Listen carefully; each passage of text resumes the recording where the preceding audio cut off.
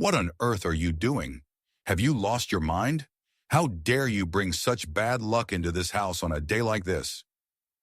On the morning of Martha's 85th birthday, her daughter Eleanor stood with her arms crossed, forcing her daughter-in-law Hannah to prepare a banquet for 50 guests, while Hannah was burning with a 104-degree fever. "I am so sorry, Mother. It was an accident, I promise," Hannah gasped, but as the hot soup splattered onto Eleanor's silk dress, the older woman's rage boiled over. In a fit of fury, Eleanor grabbed Hannah by her hair and jerked her head back, forcing a cry of pure agony from her throat. But the cruelty did not stop there.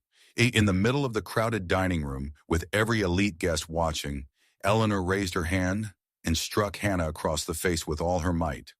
The sound of the slap echoed like a gunshot through the silent mansion. A bright red handprint bloomed instantly on Hannah's feverish skin, marking her face as clearly as her heartache. From her bedroom upstairs, old Martha felt the walls of her home tremble. 10 years ago, when she still held the reins of this family, such a barbaric scene was unthinkable. "How dare you lay a finger on her, Eleanor?" Martha whispered, her voice cold with a coming storm. "Today, a grandmother's hidden fury will unleash a typhoon that will tear this house of cards apart." Welcome to our channel where we share the most dramatic stories of life. Before we begin, please like and subscribe to join our family, and let us know in the comments where you are watching from so we can send our warmest blessings to you. Now let us begin today's story. The morning air in Providence carried a sharp, crystalline bite, the kind of New England cold that seeped through the cracks of even the most stately mansions. Outside the iron gates of the Harrington estate, a pale sun struggled to pierce through a lingering gray haze, casting long skeletal shadows across the frost-dusted lawns. It was a weather of contradictions, beautifully still, yet punishingly cold. Much like the atmosphere within the limestone walls of the house, today the city felt hushed, as if holding its breath for the grand celebration of a matriarch, while inside the frantic tempo of preparation had already begun to hum. Hannah Harrington, the eldest daughter-in-law, a woman of quiet grace with weary eyes that had seen 15 years of silent endurance, moved through the expansive kitchen like a ghost haunted by its own life. Her skin was a translucent parchment, pulled tight over high cheekbones that were now flushed with a dangerous, unnatural crimson. A fever of 104 degrees or 40 DC was raging through her, a silent fire that turned the marrow of her bones to lead and made every breath feel like she was inhaling jagged glass. She reached out to steady herself against the cold marble of the island. Her fingers, scarred with the faint white lines of old kitchen burns and the rough calluses of late-night labor, trembled violently.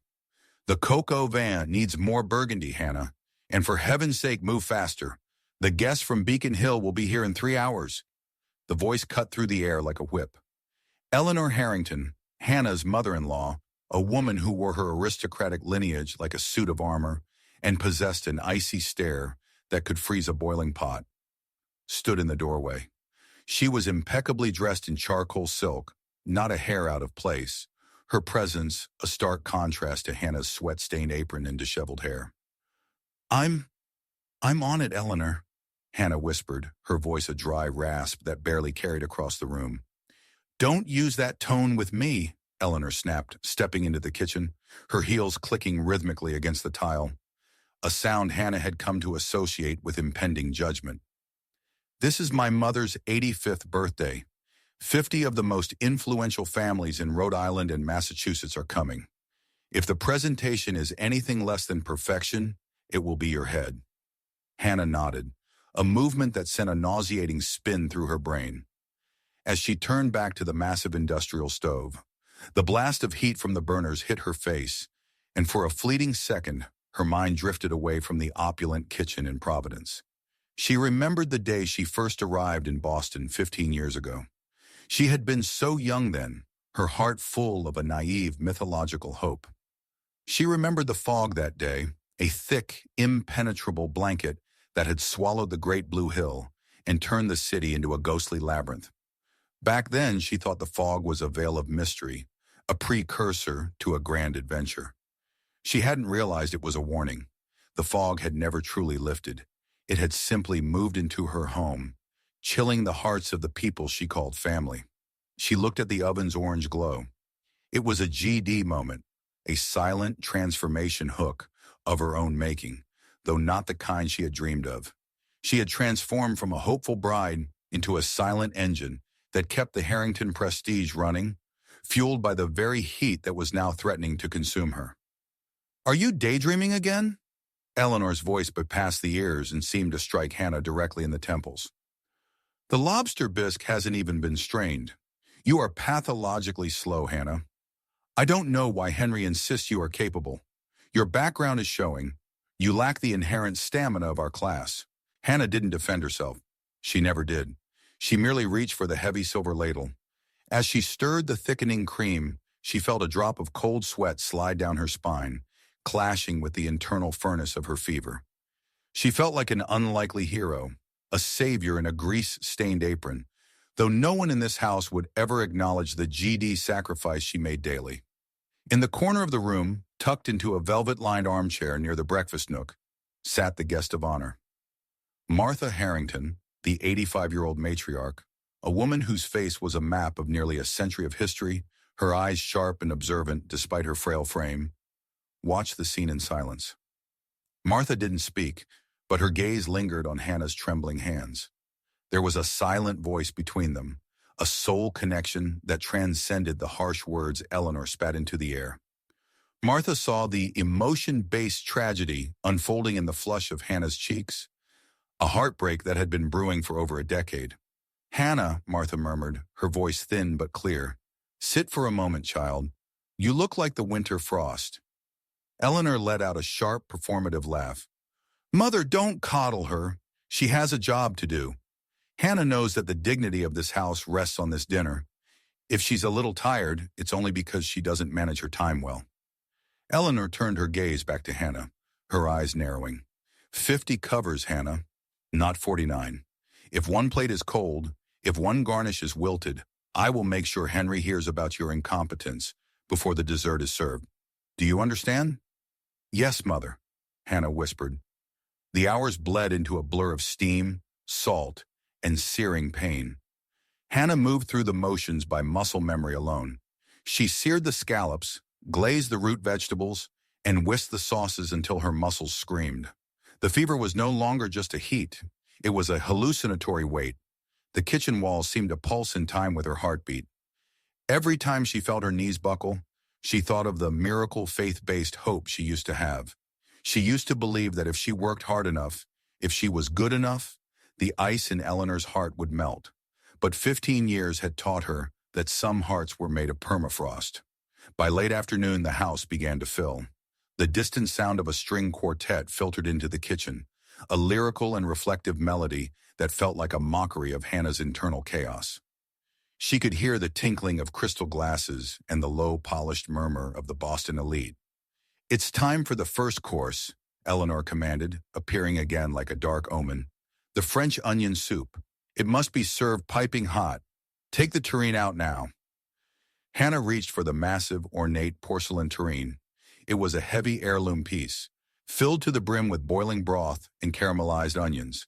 As she lifted it, the weight felt impossible. Her vision flickered. One moment the kitchen was clear, the next it was obscured by a dark, swirling mist that reminded her of that first day in Boston. She took a step toward the swinging dining room doors.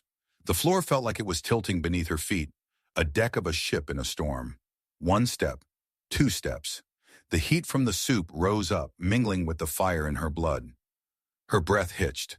The GD climax was approaching, the point of no return.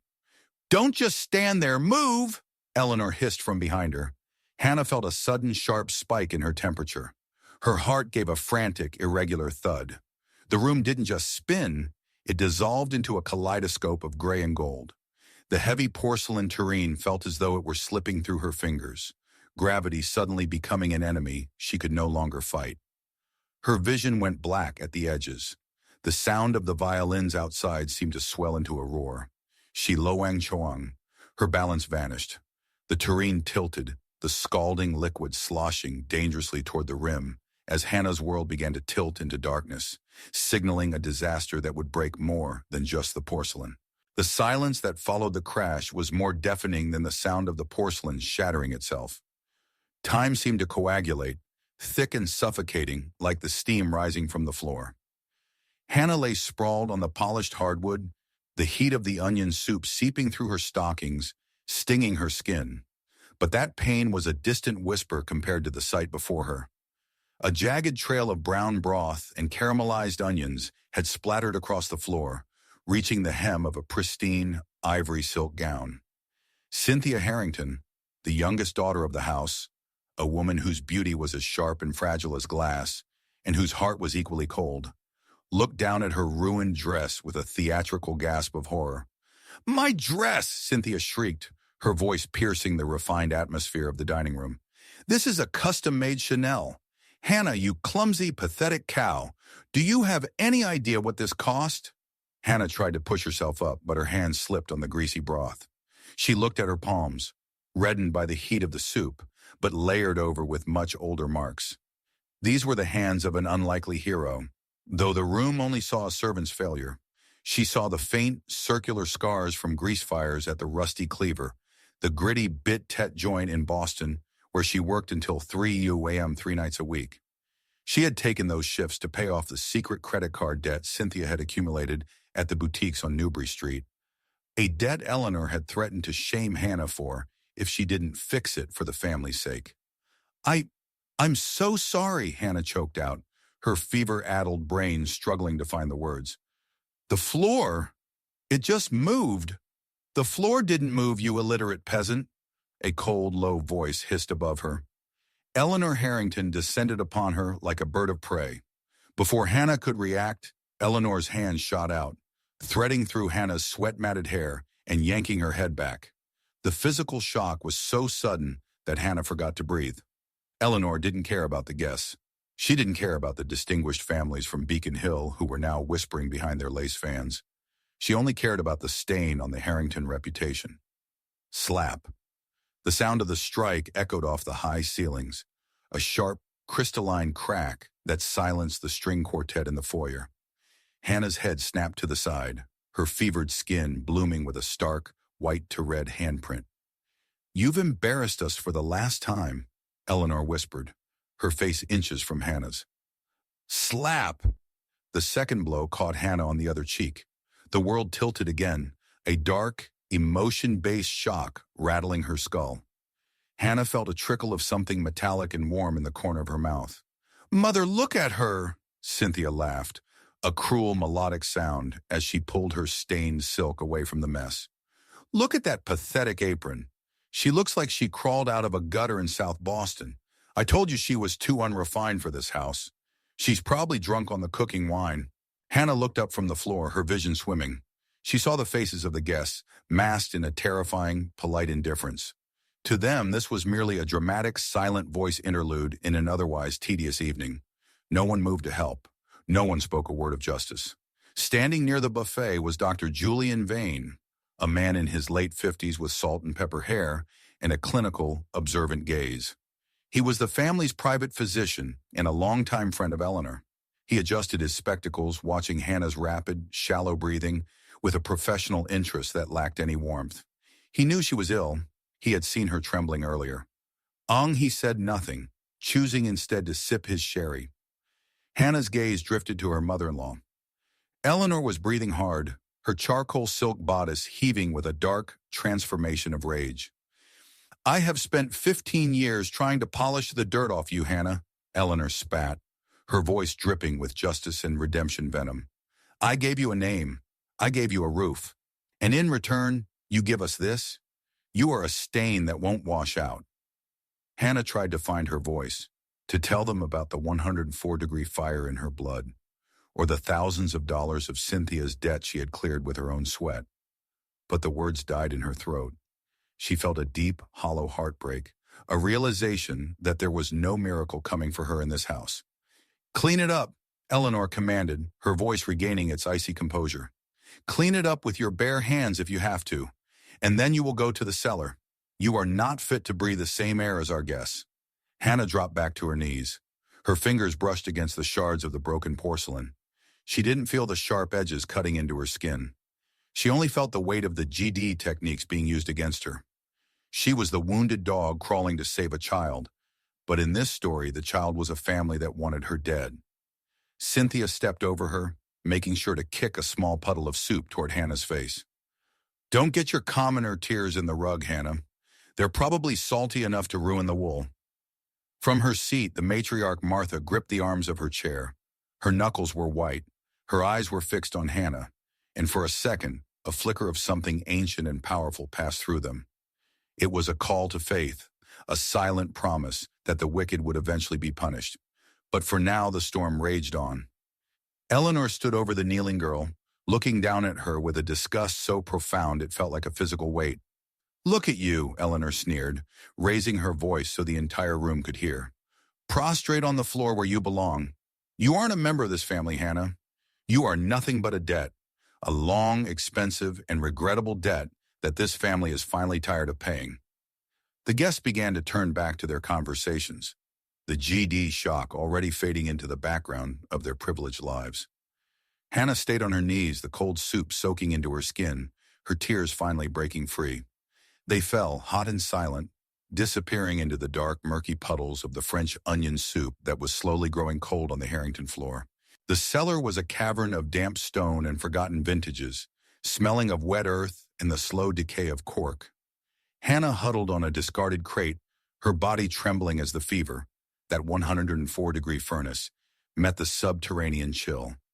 Her face throbbed where Eleanor had struck her, but as she closed her eyes, the darkness of the cellar transformed into the neon-soaked rain of Boston. She was back at the Rusty Cleaver. It was a place that existed in the cracks of the city, a sanctuary for the exhausted and the invisible. For 15 years, this had been her secret life. To Eleanor, Hannah was a veau hawk, uneducated girl who stayed in her room at night. In reality, she was a ghost walking the streets of South Boston to protect the very family that loathed her. The memory of the grease-stained air felt more real than the stone walls surrounding her now. She could almost hear the rhythmic sizzle of meat on the flat-top grill. "You're swaying again, kid. Drink this before you pass out and ruin my floor." The voice belonged to Silas, a man whose face was a topography of deep-fried years and quiet wisdom. Silas was the head cook and owner of the diner, a grizzled veteran of the culinary trenches with a permanent scowl that hit a heart as soft as overproof dough. He was the only person who knew why Hannah worked these gem-trang white nights. Silas slid a mug of warm milk across the counter. It wasn't the artisanal lattes Cynthia sipped in the sunlight of Newbury Street. It was a simple, miracle faith-based offering of kindness. "Thanks, Silas," Hannah whispered in the memory, her voice nearly lost to the clatter of dishes. She reached for the mug, her sleeve sliding up to reveal a mottled constellation of purple and yellow bruises. Silas's eyes hardened. "Eleanor again." Hannah quickly pulled the sleeve back down, tucking the silent voice of her pain back into the fabric. "She was just stressed about the garden party. I slipped. It was my fault." "It's never your fault, Hannah," Silas grunted, flipping a burger with practiced violence. "You're burning your transformation hook at both ends. You spend your days being their sigmo, servant, and your nights being my best server just to pay for that brat Cynthia's mistakes." "Why do you do it?" "Because I promised Henry," she replied, her voice small. "And because if I don't, they'll make his life miserable too. I can handle the work, Silas. I just need the hours." She had traded her youth for this. At 25, she had been a transformation hook of vibrancy. At 30, she was an unlikely hero of endurance. She worked until her vision blurred and her legs felt like they were made of glass, all to ensure that the Harrington prestige remained untarnished. She was the secret engine of their justice and redemption fantasies, the one who paid for the sins they didn't even acknowledge. The memory shifted, turning colder. It was 3 years ago, a night when the Boston fog was so thick it felt like breathing wool. Hannah had just finished a grueling double shift, her pockets heavy with crumpled tip money. She had been saving every penny to pay off a particularly large debt Cynthia had incurred. A miracle payment for a designer watch Cynthia had lost, but actually pawned to fuel a weekend in the Hamptons. Hannah had arrived back at the Providence estate through the servant's entrance, her body screaming for sleep. As she passed the library, she heard voices. "Did the girl bring the money?" It was Eleanor's voice, sharp and predatory. "She did," came the reply from Mr. Henderson, the family's estate lawyer, a man who looked like he was made of old parchment and lived purely on billable hours. "The donations from her private tutoring, as you've labeled them, have been quite substantial this quarter." Hannah froze in the shadows. Tutoring? Eleanor had told the lawyer the money came from Hannah's non-existent tutoring jobs to avoid questions about where a Harrington daughter-in-law was getting thousands in cash. "Good," Eleanor sneered. "I've already picked out the new diamond tennis bracelet for Mrs. Montgomery's daughter. It's a graduation gift. We must maintain our standing if we want the Montgomerys to back Henry's firm." Hannah felt the ground vanish beneath her. The watch, Cynthia's debt. It was a lie. Eleanor hadn't used the money to clear Cynthia's mistakes to save the family name. She had used Hannah's Mohoi Nukmat, blood, sweat, and tears, to buy Kwajatien, expensive gifts, for strangers, to grease the wheels of a social circle that Hannah wasn't even allowed to enter. "But Eleanor," Henderson ventured, "the girl looks unwell. Perhaps you should let her rest." "Rest?" Eleanor laughed, a sound like glass breaking. "She is a beast of burden, Henderson. She was born for it. Her labor is the only thing of value she brought into this family. Why should I care if a commoner is tired? As long as the check's clear, she can work until she drops." In the cellar, the memory shattered. Hannah let out a jagged sob, her hot tears hitting the cold stone. That had been the night she realized her healing journey was a treadmill of despair. She wasn't an unlikely hero to them. She was a call-to-faith commodity to be consumed. Every GD technique she had used to justify her suffering, the emotion-based hope for love, the miracle of eventual acceptance, was revealed as a silent voice of delusion. She had sacrificed her health and her heart for a justice and redemption that Eleanor would never grant. As she sat in the dark, the fever spiked again, making the damp cellar walls seem to pulse. Hannah looked at her hands, the hands that Silas had tried to heal with warm milk, the hands that Eleanor had used to buy her way into high society. She realized then that the justice she had been waiting for wouldn't be given. It would have to be taken. The GD techniques weren't just descriptions of her pain, they were the blueprints for her survival. Outside, the party continued.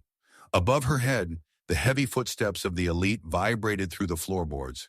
She could hear Cynthia's high-pitched laughter and Eleanor's practiced melodic greetings.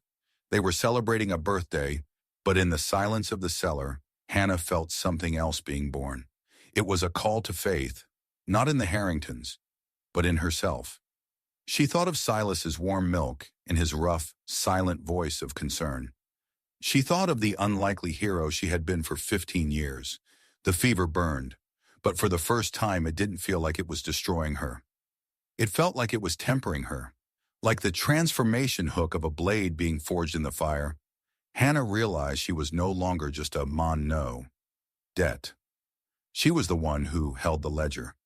The GD story of her life was about to change. The justice and redemption wasn't a graduation gift for a stranger. It was the storm coming for the woman in charcoal silk. The Harrington mansion breathed with a heavy, suffocating opulence. But in the master suite on the second floor, the air was different. It smelled of lavender, old parchment, and the sharp medicinal tang of peppermint. Martha Harrington sat in her high-backed wing chair, her body draped in an embroidered pashmina that felt like a weight of centuries. To the world, she was a frail relic, a silent spectator to her daughter Eleanor's tyrannical reign. But behind those clouded, milky eyes lay a mind as sharp as a Victorian razor, recording every injustice, every slap, and every tear. Martha watched the shadows dance across the mahogany wainscoting. She was a master of the silent voice technique. For years, she had cultivated the persona of a fading mind to better observe the predators in her own hallway. She remembered the nights when the house was supposedly asleep. The door would creak, a sound so faint only a focused ear could catch it, and Hannah would slip in. Hannah never came for money or to complain about Eleanor's emotion-based outbursts. She came with a basin of warm water and a bottle of arnica oil. "Does it hurt tonight, Grandma Martha?" Hannah would whisper, her voice a transformation hook of gentleness in a house of thorns. Hannah would kneel, her own back aching from a double shift at the diner, and massage Martha's swollen, arthritic feet. It was during those quiet hours that Hannah's silent voice truly spoke. She spoke of a life beyond the fog-laden streets of Boston, of a dream to finish her degree in literature, a dream that Eleanor had crushed under the guise of family duty. In stark contrast, Eleanor only entered this room with the scent of expensive perfume and the cold breath of the justice and redemption hook. Eleanor didn't bring warm water, she brought ledgers and lawyers' queries. "Mother, the estate taxes are rising," Eleanor would say, leaning over Martha as if checking for a pulse. "We need to discuss the codicil in the will regarding the Providence properties. It's for the family's sake, of course." Eleanor's call to faith was always directed at the altar of the Harrington name, never at the human beings within it. Martha shifted in her chair, her gaze drifting to the door. She thought of earlier that evening, during the emotion-based disaster of the onion soup. She had watched Eleanor strike Hannah, seen the justice and redemption venom in her daughter's eyes. Martha had remained still, a miracle faith-based patience anchoring her. She knew that to strike too early was to miss the mark. A new figure entered the room, breaking Martha's reverie. Thomas, the estate's long-serving butler, a man with silver hair and a face etched with the weary loyalty of a forgotten era, carried a silver tray. He was a man of few words, a fellow traveler in the silent voice world. "Your ginger tea, madam," Thomas said softly. "Is she in the cellar, Thomas?" Martha asked, her voice cracking like dry autumn leaves. "Yes, madam. Under Mistress Eleanor's strict orders. No blankets, no water." Thomas hesitated, his eyes reflecting a transformation hook of suppressed anger. "She is very ill, madam. The fever is unnatural." Martha took the cup. The steam rose, carrying the sharp heat of the ginger. This tea was a miracle in a cup. Hannah had spent months perfecting the recipe to soothe Martha's stomach. Every evening, Hannah would bring it, the healing journey of the tea warming Martha's insides more than any medicine. "Eleanor thinks I am deaf," Martha murmured, more to herself than to Thomas. "She thinks my mind is as brittle as my bones." Martha remembered a specific afternoon, just a week prior. She had been napping in the conservatory when Eleanor had cornered Hannah. "You are a silent voice of failure, Hannah," Eleanor had hissed, her words a justice and redemption hook, meant to satisfy her own twisted desire for punishment. "You think working at that filth-ridden diner makes you an unlikely hero? It makes you a commoner playing at martyrdom. You will pay for Cynthia's debts until I say you are done, or I will tell Henry you've been gambling his earnings away." Hannah had said nothing.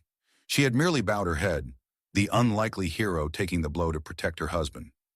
Martha had felt a call to faith in that moment, not a religious one, but a faith in the resilience of the human spirit.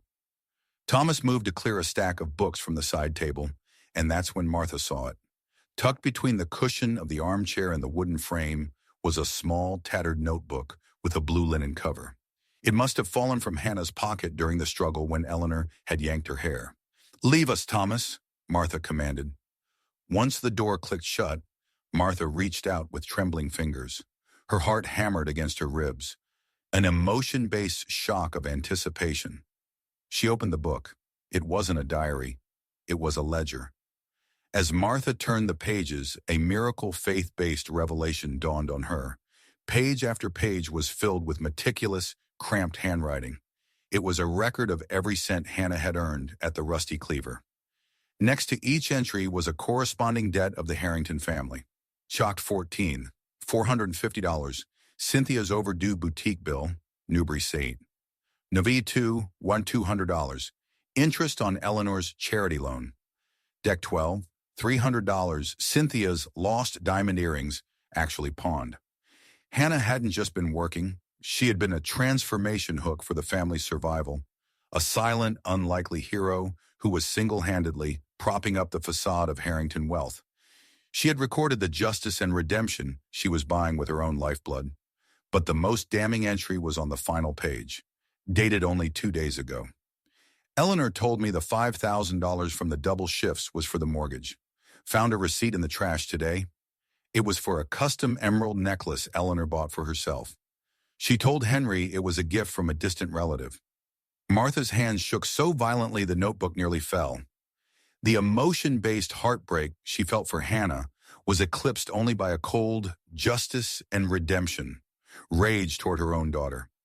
Eleanor wasn't just a tyrant, she was a parasite, using the call to faith of family loyalty to bleed a young woman dry. Martha looked at the tea Hannah had taught Thomas to make. The warmth of the ginger tea was a miracle of love in a house of ice. Martha realized then that Hannah's healing journey had never been for herself. It had been a silent voice effort to keep the walls of this mansion from crumbling on top of everyone. The unlikely hero was currently freezing in a cellar because she had been too exhausted to maintain a lie she shouldn't have had to tell in the first place. Martha closed the blue notebook. The GD techniques she had observed for years, the emotion-based manipulation, the false miracles, were about to meet a real justice and redemption hook. The silent voice of Martha Harrington was about to become a roar. She gripped her gnarled cane, the wood groaning under her strength. The Ngoy Kwan Sat was done watching. "Oh, Eleanor," Martha whispered into the empty room, her eyes burning with a call to faith for the storm to come. "You think you are the one who judges? You haven't even begun to see the justice I have in store." Martha tucked the blue ledger under her pashmina, right against her heart. It was a miracle piece of evidence, a transformation hook that would soon turn this mansion into a courtroom. The tires of the black sedan crunched over the gravel driveway of the Providence estate, cutting through the heavy evening mist like a predator through deep water. Henry Harrington, a man with a jawline carved from the same stubborn granite as his ancestors, but with eyes that held a warmth his mother Eleanor had never managed to extinguish, felt a strange cold tightening in his chest. He had been in Chicago for a grueling 2-week merger, but his mind had never truly left the quiet, weary smile of his wife, Hannah. As he stepped out of the car, the house felt wrong. The lights were blazing for a celebration, yet the air carried a jagged, GD tension that vibrated in the soles of his shoes. He didn't even wait for Thomas to grab his bags. He pushed through the heavy oak doors, his coat still damp from the New England drizzle. "Hannah," he called out, his voice echoing off the vaulted ceilings. The grand foyer was empty, but the distant clinking of silverware and the low hum of voices from the dining room told him the party was in full swing. He moved toward the kitchen, expecting to find his wife orchestrating the final courses with her usual silent efficiency. Instead, he found only the lingering scent of burnt onions and a shattered porcelain shard missed by the broom. "Henry, you're early." Eleanor Harrington stepped into the hall, her charcoal silk rustling. She wore a mask of maternal delight, but her eyes remained as hard as flint. Behind her followed Marcus, Henry's younger brother, a man who spent more time at the country club than the office, his face already flushed from expensive scotch. "Where is Hannah, Mother?" Henry asked, bypassing the pleasantries. He noticed Eleanor's hand twitching, a silent voice tell of guilt she rarely showed. "She's resting," Eleanor said smoothly. "She had a bit of a clumsy spell earlier. Broke my mother's heirloom tureen. I sent her downstairs to reflect on her carelessness." Henry's blood turned to ice. "Downstairs? You mean the cellar?" Without waiting for an answer, he turned toward the basement door. He ignored Eleanor's sharp command to stop. He flew down the stone steps, his heart hammering a GD rhythm of dread. At the bottom, in the dim, flickering light of a single bulb, he saw a shadow huddled on the cold floor. "Hannah!" He reached her in 3 strides. When he touched her shoulder, he recoiled. She was radiant with heat, her body shaking so violently it felt as though she might break apart. He gathered her into his arms, and as the light hit her face, he let out a sound that was half sob, half growl. Across her pale, sweat-slicked cheek was a vivid, angry crimson welt, the unmistakable mark of a hand. Her eyes fluttered open, glassy and unfocused. "Henry?" she whispered, her voice a silent voice thread of agony. I didn't mean to break it. I'm sorry. I'll work more shifts. I'll pay it back." Shh, Hannah, you don't owe anyone anything, he choked out. As he adjusted her weight, her sleeve fell back. There, taped to the crook of her arm, was a sight that shattered his soul. A medical IV needle, crusted with a small dried bead of blood. She had been at the hospital, she had been on a drip, and his mother had forced her to leave the clinic to serve soup to strangers. A GD memory flashed before his eyes, vivid, lyrical, and painful. He was back in Boston, under the shadow of the Harvard Bridge. The air had smelled of the Charles River and fresh hope. He had knelt before her, promising that if she married him, he would be her shield against the world. He had promised her a healing journey, not a march to the grave. I promised, he hissed into the damp air of the cellar. I promised to protect you. He stood up, lifting Hannah's feather-light body as if she were made of glass. The unlikely hero in him, buried under years of trying to please a demanding mother, finally clawed its way to the surface. He walked up the stairs, each step a call to faith for a new life.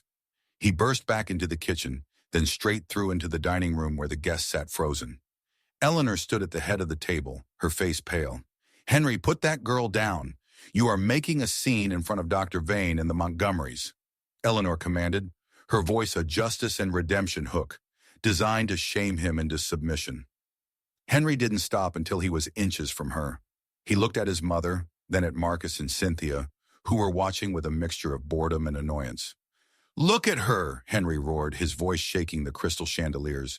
Look at what you've done. He turned Hannah slightly so the light hit the bruise on her face and the bloodied IV site on her arm. A GD shock rippled through the guests. Even Dr. Vane lowered his glass, his clinical indifference finally cracking. She was in the hospital, Mother. She was dying of a fever, and you dragged her here to cook for 50 people. You struck her because she was too sick to stand. Henry's voice dropped to a terrifying, emotion-based whisper. I saw the needle. I saw the blood. She is a Harrington daughter-in-law, Eleanor shrieked, her mask slipping. She has duties. She is a silent voice of nothing without this family. No, Henry said, his eyes burning with a justice and redemption fire. This family is a silent voice of nothing without her. She has worked herself to the bone to pay for your miracle lifestyles while you treated her like a beast of burden. Marcus stepped forward, swaying slightly. Come on, Henry. Don't be so dramatic. It's just a fever. She's fine. Henry's gaze cut Marcus down where he stood. If you speak another word, Marcus, I will forget we share the same blood. Henry looked back at Eleanor. He felt the GD weight of 15 years of silence finally lifting. The transformation hook was complete. He was no longer the dutiful son. He was a man reclaimed by his own conscience. I remembered the Harvard Bridge today, Henry said, his voice now calm and cold. I remembered a promise I made to a woman who deserved the world. I haven't kept it, but I will start now. He tightened his grip on Hannah, who had tucked her face into the crook of his neck, seeking the miracle of his warmth. You call this a home, Mother? You call this a family? Henry asked, looking around the opulent room. This isn't a home, it's a mausoleum, and I won't let my wife be the next thing you bury here. He turned toward the front door, his back to the stunned silence of the room. Henry, if you walk out that door with that girl, you are dead to this estate. Eleanor's voice rose to a call to faith of desperation. You will lose everything. Your position, your inheritance, everything. Henry stopped at the threshold. He didn't turn around. He looked down at Hannah's pale hand, scarred from the kitchen fires, and thought of the unlikely hero she had been for him every single day. Kanse jua Hannah jikoi jia, nguchnaingai lap touch.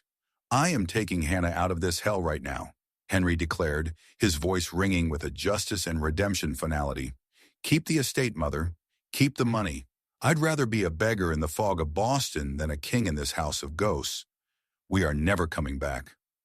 He stepped out into the night. The Providence mist felt clean against his skin, washing away the stench of the Harrington mansion. Behind him he heard the faint sound of a GD heartbreak, the sound of his mother's pride finally shattering against the silence of the empty hall. As he settled Hannah into the back of the car, he looked up at the darkened window of the second floor. For a fleeting second, he saw the curtain move. A silent voice from Martha, a witness to the exodus. "It's over, Hannah," he whispered as he started the engine. "The GD nightmare is over. We're going home." The heavy front door had not yet latched shut behind Henry and the shivering Hannah when a sound sharper and more commanding than Henry's roar vibrated through the dining hall. It was the rhythmic, hollow thud-clack of a cane striking the hardwood with the weight of a judge's gavel. Eleanor, who had been lunging toward the foyer to stop her son from abandoning his duty, froze mid-step. Marcus and Cynthia, still clutching their drinks as if they were lifebuoys, turned with wide, bewildered eyes toward the head of the table. Martha Harrington was standing. For years she had been a fixture of the room, as stationary and silent as the grandfather clock in the corner. Now she moved with an ancient, mythological authority that seemed to shed her frailty like a discarded skin. Her spine was a straight line of iron, and her eyes, once clouded, burned with a terrifying clarity. "Sit down, Eleanor," Martha commanded. The words were low, but they possessed a silent voice power that made the crystal on the table hum. "Mother, you should be in bed," Eleanor stammered, her face a pale, emotion-based mask of confusion. "Henry is being hysterical, and this girl—" "I said sit," Martha repeated. She didn't raise her voice. She didn't have to. The justice and redemption in her tone was absolute. Eleanor sank into her chair, her charcoal silk rustling nervously. A heavy, suffocating silence descended upon the room, thicker than the Boston fog Hannah so often remembered. The distinguished guests, including Arthur Sterling, a local historian and the family's oldest friend, a man with a white beard and a penchant for observing the miracle faith-based patterns of high society, leaned in, sensing the air was pregnant with a transformation that would change the Harrington lineage forever. Martha didn't look at the guests. She reached into the folds of her pashmina and pulled out an object that seemed out of place in this room of cold silver and sharp edges. It was a small, weathered music box made of dark walnut, its edges smoothed by decades of touch. "Eleanor," Martha said, her gaze pinning her daughter to the seat, "you have spent years asking me about the final dichuk, will. You have badgered me about the Providence estate, the Boston storefronts, and the family trusts. You have treated this house like a carcass you were waiting to pick clean." Eleanor opened her mouth to protest, but Martha held up a hand. "I have heard every word you whispered in the halls. I have heard you call that girl a debt. I have seen you use her mohoi nuokmat, blood, sweat, and tears, to buy jewelry while she worked in a cellar." Cynthia, sensing a shift in the wind, suddenly moved toward Martha with a performative, sugary, miracle faith-based concern. "Grandma, we were only doing what was best for the family. Hannah just didn't understand our ways. Let me help you back to your chair." "Do not touch me, Cynthia," Martha snapped, the unlikely hero within her finally showing its teeth. "You are a parasite in a silk dress. You have spent 15 years mocking the only person in this house with a soul." Martha placed the music box on the table. With a slow, deliberate motion, she wound the key. A tinkling, melancholic melody, Claire de Lune, began to play, its silent voice notes cutting through the tension. As the lid opened, it didn't reveal a spinning ballerina. Instead, it held a small, rolled parchment tied with a blue ribbon, the same shade as Hannah's secret ledger. "You thought the inheritance was a matter of blood," Martha said, her voice echoing the call to faith for a higher justice. "But blood is just salt and water if it doesn't hold honor. 15 years ago, when I saw what you were doing to that girl, when I saw the light in her eyes start to fade under your justice and redemption cruelty, I made a choice." Martha unfurled the parchment. Arthur Sterling, the historian, adjusted his glasses, his breath hitching in a miracle faith-based realization. He knew the seal on that paper. It was the Harrington Sovereign Trust. "You have been living in a dream, Eleanor," Martha continued, her voice gaining the strength of a transformation hook. "You thought you were the mistress of these properties. You thought you were the one who allowed Hannah to stay." Martha leaned forward, her eyes locking onto Eleanor's trembling form. "I transferred the deeds to the Boston commercial buildings and the Harrington storefronts to Hannah's name 10 years ago," Martha revealed. The emotion-based shock that hit the room was visible. Eleanor's jaw dropped, her hand flying to the emerald necklace she had bought with Hannah's stolen wages. "What?" Eleanor choked out. "That's impossible. She's a commoner. She's nobody." "She is the one who has been paying your taxes," Martha countered, her voice a justice and redemption hammer. "She is the one who kept the lights on when your investments failed. Every storefront you walk past on Boylston Street, every cent of rent that keeps this mansion from being foreclosed, it belongs to her. It has always belonged to her." Cynthia gasped, her miracle of a lifestyle suddenly dissolving into thin air. Marcus looked as though he might be sick. The guests began to murmur, a GD wave of scandal rippling through the elite. "Kemakach ngoi koi thong chin la chunhan, that sukwa gyajin nai." "The person you look down upon is the true owner of this family," Martha declared, her voice ringing with a justice and redemption finality. "She is the unlikely hero who propped up your pride with her own exhaustion," Martha said, her gaze turning to the foyer where Henry had disappeared into the fog. "And you struck her. You humiliated her in front of the very people whose respect she was buying for you." Martha picked up the music box and slammed it shut, the music ending in a sharp, silent voice, snap. "The D. Chooks will is settled," Martha stated. "The Providence House stays with me until I draw my last breath. But the income, the power, the Harrington name, it left this house tonight in Henry's arms. You are no longer the mistress of anything, Eleanor. You are merely a tenant in a house owned by a woman you treated like a slave." Eleanor looked around the room, seeking justice in the eyes of her peers. But she found only the cold, GD reflection of her own greed. Dr. Vane turned away. The Montgomerys stood up to leave, their silence a call to faith judgment. Martha turned to Arthur Sterling. "Arthur, you are a witness. The transformation is complete. Tomorrow the lawyers will finalize the eviction of the old spirit of this house." Martha sat back down, the unlikely hero exhausted but victorious. She looked at the closed door, a silent voice prayer following Hannah into the Boston night. The justice and redemption hook had finally caught its prey, and for the first time in 15 years, the Harrington mansion felt truly empty.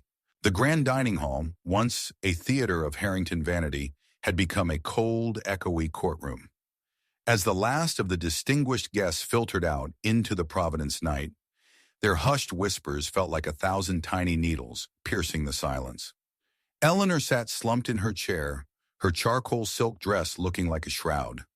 Cynthia was hunched over, her fingers frantically clawing at the ivory silk of her stained gown, as if she could scrub away the reality of Martha's revelation. Martha stood over them, her cane held firmly. She didn't look at her daughter. Her gaze was fixed on the open blue ledger that Thomas had fetched from her room. "It wasn't just the properties," Martha said, her voice dropping into a register of cold justice and redemption clarity. "It was the blood money. Every cent Hannah earned at that diner was funneled back into this house. Eleanor, do you remember the audit from 5 years ago? You told the board the shortfall was covered by a private investor. That investor was Hannah, working 18-hour days while you were at the spa." The silent voice of the room grew heavier. Eleanor looked up, her face a pale, emotion-based mask of defeat. The realization was sinking in. They weren't just disgraced. They were entirely dependent on the woman they had broken. Without Hannah's unlikely hero endurance and her legal ownership of the Boston assets, the Harrington name was a hollow shell, a silent voice of debt and ruin. "You took her dignity because it was the only thing you couldn't buy," Martha whispered. A heavy knock sounded at the door. Thomas opened it to reveal Officer Halloway, a man with a face like weathered brick and a steady justice and redemption gaze. He was a local constable who had grown up in the shadow of the Harrington estate and knew the silent voice secrets of the neighborhood. "Is there a problem, Madam Harrington?" Halloway asked, his eyes moving from the shattered porcelain on the floor to the red mark on Hannah's face, which was still visible in the memory of the room. "The neighbors on Blackstone Boulevard mentioned a disturbance. People are talking, Eleanor. They're saying you've finally gone too far." Eleanor didn't answer. The miracle faith-based shield of her reputation was gone. The neighbors, The silent voice of the community who had long suspected the rot behind the limestone were no longer whispered rumors. They were witnesses to her justice and redemption downfall. Suddenly, the front door swung open. Henry walked back in, his clothes damp, his face set in a transformation hook of cold resolve. He had left Hannah in the care of Silas at a nearby clinic, where her fever was finally being treated with healing journey care. He had returned for his things, but the sight of his mother and sister in their emotion-based wreckage stopped him. Hannah was with him. She walked slowly, supported by Henry's arm. Her fever had broken slightly, leaving her pale but present, a silent voice of mourning for a family that never was.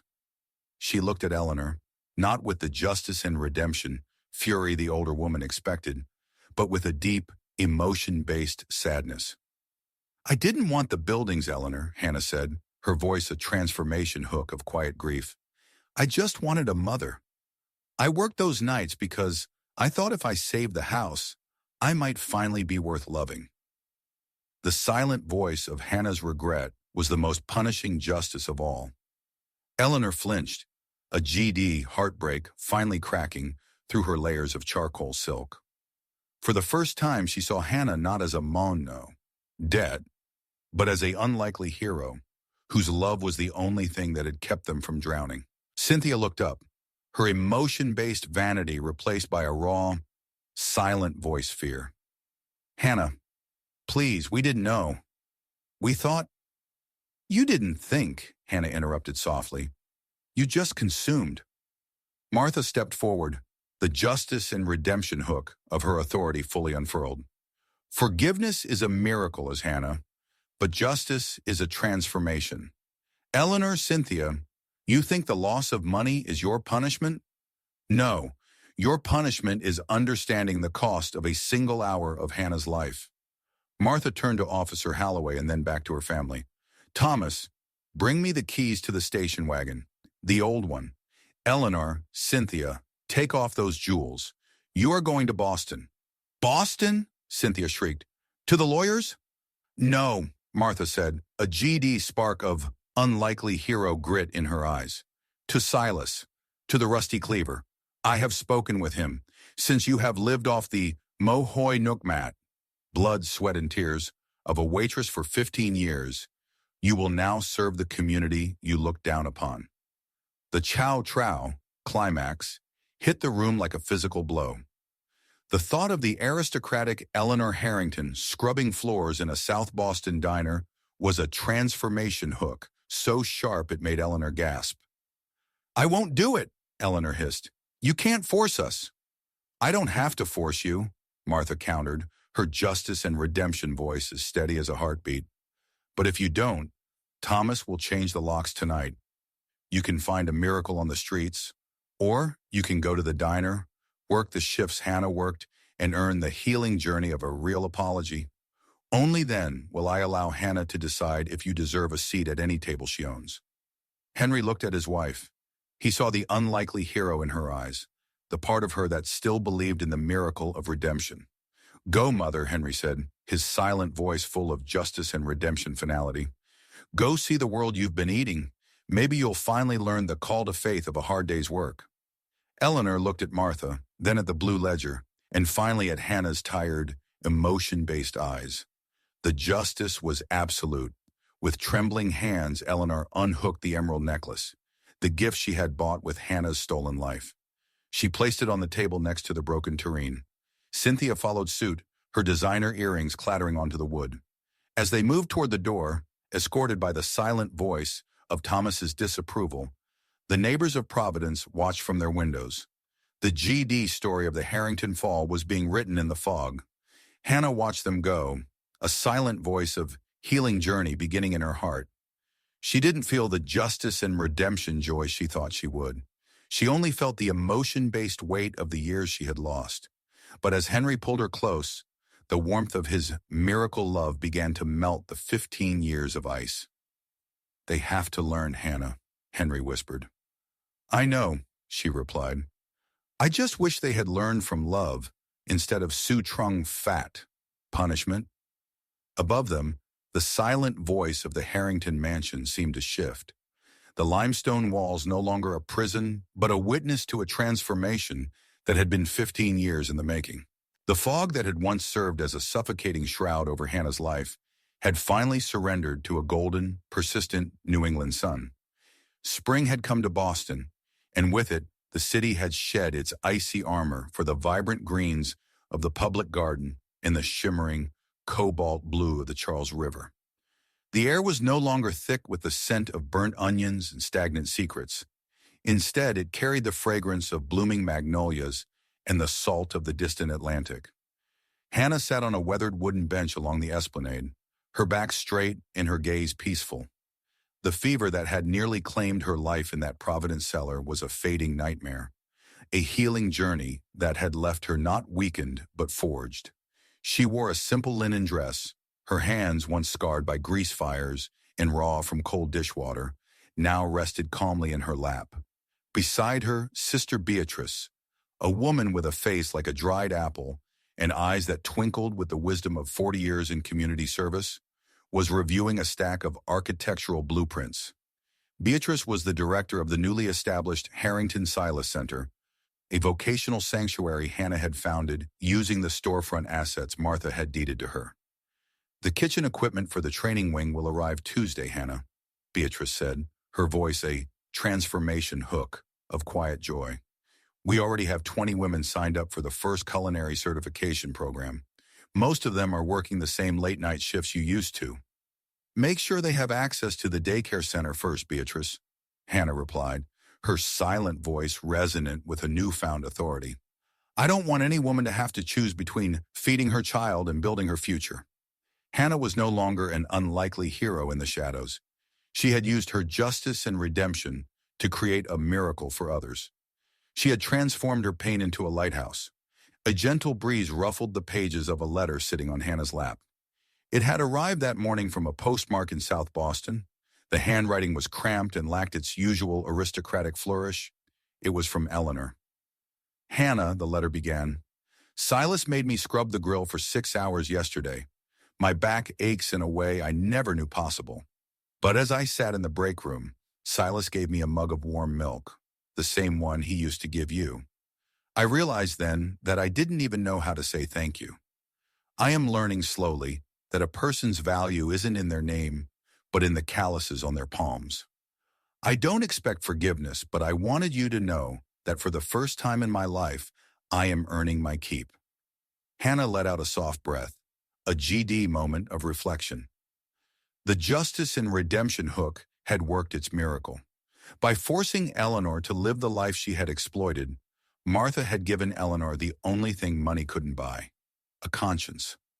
"Henry's coming," Sister Beatrice noted, standing up to give them privacy.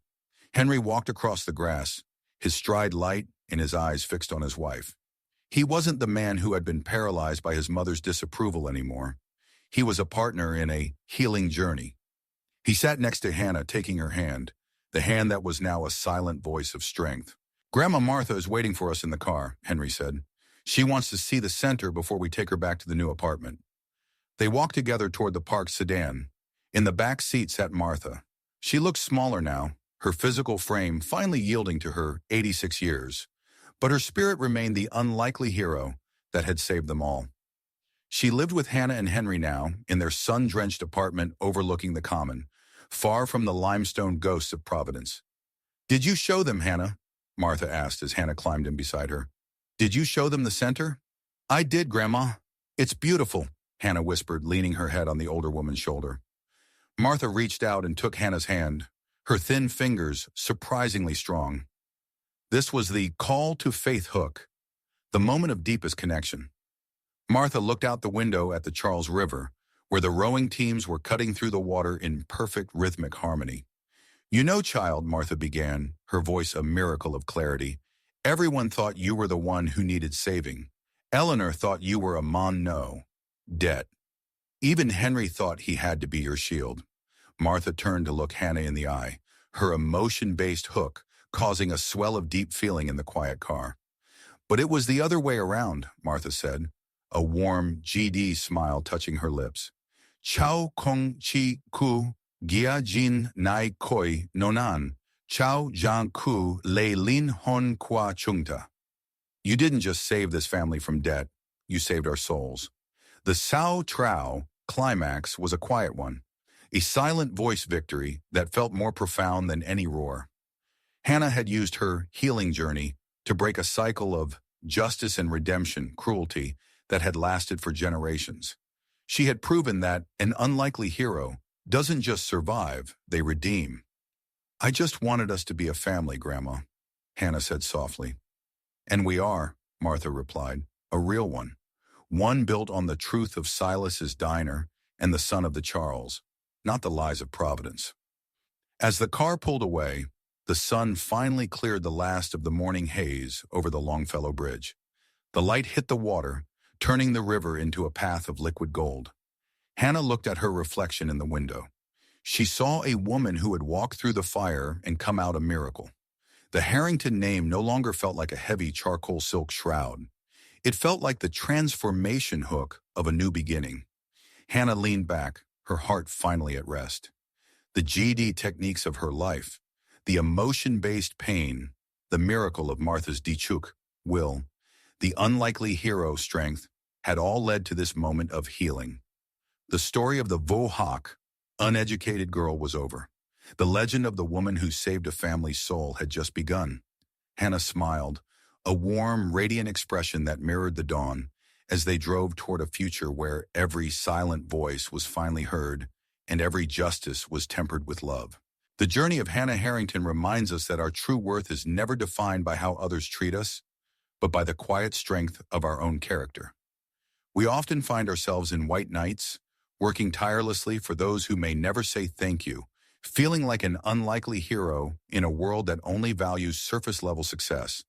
However, this story teaches us that no sacrifice goes unseen. Integrity is a silent voice that eventually speaks louder than any insult. Like Hannah, may you find the courage to keep your heart soft even when the world is cold, knowing that justice and redemption have a way of finding those who remain faithful to their path.